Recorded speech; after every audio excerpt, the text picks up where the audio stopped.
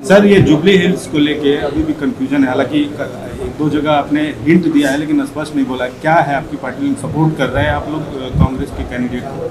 देखिए, jubilee hills में by election होने जा रहा है और यहाँ पर मुख्यमंत्री रेवंत रेड्डी है।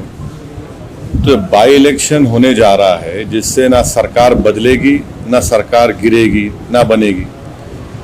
तीसरी बात यह है कि जो बीआरएस के एमएलए थे जो आज इस दुनिया में नहीं है, 10 साल उनको जुबली हिल की जनता ने मौका दिया और उन्होंने उसको पूरा खो दिया।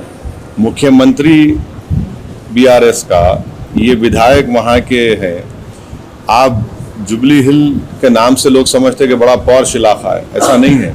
बहुत स्लम्स है और वहाँ पर हर वार्ड में कोई डेवलपमेंट का काम उन्होंने नहीं करवाया, बल्कि उनके दौर में कई लोगों पर तकालीफ दी गई, कई लोगों को डराया धमकाया गया और खुद उन्हीं के पार्टी के कई लोग विधानसभा छोड़ के चले गए थे। तीसरी बात यह है कि डेवलपमेंट के नाम पर वहां पर वोट पड़ना चाहिए। चौथी बात यह है कि हम अपना कैंडिडेट नहीं खड़ा कर रहे हैं, वहां पर एमआईएम पार्टी का कैंडिडेट नहीं होगा, बावजूद इसके कि 2 वार्ड में हमारे म्युनिसिपल कॉर्पोरेटर कामयाब हुए वहां पर। और हमारा जुबली हिल की जनता से अपील यह है कि ये बाई इलेक्शन है, कोई सरकार गिरेगी ना बनेगी। हम जुबली हिल के 3,98,724 वोटर से ये अपील करते हैं कि आपने 10 साल बीआरएस के एक उम्मीदवार को मौका दिया। वो बीमार थे 2023 के विधानसभा के चुनाव में और बीमारी की हालत में भी गैर जरूरी बीआरएस ने उनको अपना कैंडिडेट बनाया, मगर अब की बार वो एक जुबली हिल की डेवलपमेंट के लिए तमाम वोटर से अपील कर रहे हैं कि वो एक नौजवान नवीन यादव को अपने वोट दें ताकि वो जुबली हिल में डेवलपमेंट ला सके। नहीं, सुन फर्क है कैंडिडेट। सवाल ये उठ रहा है, सवाल उठेंगे उसका नहीं है, मगर आपको पार्टी का जो फैसला है वो सुना रहा हूं। पार्टी का फैसला यही है।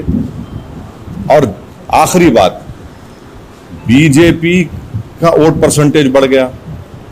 कैसे बढ़ा? 2023 के तेलंगाना के विधानसभा में बीआरएस पार्टी का वोट था 37%। 4-5 महीने के बाद जब पार्लियामेंट के इलेक्शन हुए, बीआरएस का वोट हो गया 15%। ये जुबली हिल सिकंदराबाद पार्लियामेंट कॉन्स्टिट्यूंसी में आती है। आप यकीन नहीं करेंगे कि 16,000 वोट मिले खाली बीआरएस को, 70,000 वोट मिले बीजेपी को, 1 लाख के करीब मिले दानम नागेंद्र को।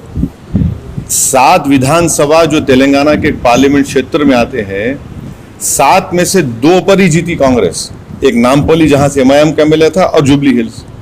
तो ये जनता को ये देखना है, बीआरएस का वोट गिर चुका है, बीजेपी का वोट बढ़ा है और इसीलिए पार्लियामेंट के चुनाव में एक भी एमपी बीआरएस का नहीं कामयाब हुआ है।